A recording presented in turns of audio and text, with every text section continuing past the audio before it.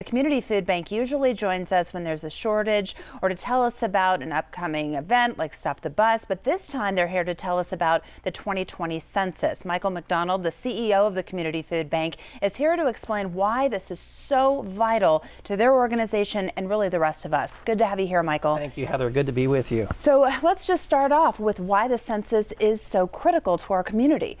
It's once every 10 years, right? And so it started in 1790. Thomas Jefferson was the first person who took the census.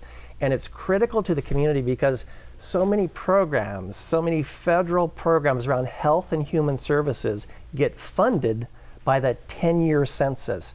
So if we don't have an accurate count, and that means everyone in the household is counted, every household, everyone in the household is counted, that's about $2,000 to $3,000 a year per person for 10 years. We're talking about billions of dollars to Arizona.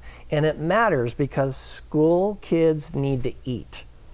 And that free and reduced breakfast and lunch matters to the Community Food Bank. Yes, we provide charitable food for people in need, but if kids aren't eating in school from funds that come from the census count every 10 years, those kids are going to go really hungry. Yeah, and as citizens here in Tucson, we need to be taking care of our neighbors, and this is the way to do it. And to tell the neighbors, too, you have to get involved to make sure that we're being taken care of. Absolutely, and it's not just food. It is things like affordable housing, it's health care, it's federal roadways. We have several interstates that we all use in southern Arizona and beyond. And so all of that infrastructure needs funding. It's based upon the census count. And again, I know sometimes people get a little freaky about government asking questions. It's a limited amount of questions. You don't have to disclose Social Security, bank account. You don't have to disclose that private information. It's confidential, it's private, and it helps fund the health of Arizona. You just need to be part of the numbers because this is based on population. So why don't you dispel some of the myths that come along with this? I'm sure you hear things from people, oh, I can't do it because X, Y, and Z. Yeah, and I understand we all maybe have concerns about, well, is government too intrusive?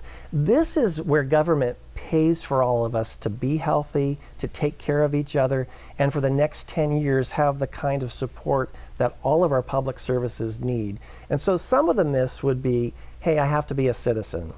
There's not a question in the census about are you a citizen of the U.S. You are here. You are most likely employed, paying taxes, most likely doing your part. You need to be counted because that will help your family, your neighborhood, this community, and all of Arizona. So you don't need to be a citizen to respond. That's one myth. The other myth would be, hey, I'm going to get my census probably next week, March 12th, and I have to have it in by April 1st.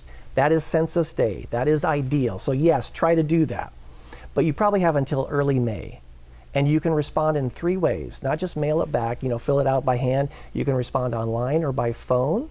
And people will say, well, I don't have the time. Yeah, I know we're all binging something, probably Netflix or something, right? And we never get money back from binging. That's right. Right? Mm-hmm. So let's binge on the census a little bit. Take the time, fill it out, because it's $2,000 to $3,000 per person in your household that you're going to benefit from. You may not see it today, but grandkids will see it tomorrow. We'll drive on it next week on I-10. We'll experience it at the emergency room. All of these programs get subsidized by federal dollars, and we're missing out because we always undercount in Arizona. I think it's a function of we don't trust government, or we're concerned that someone's going to know too much about us. Right.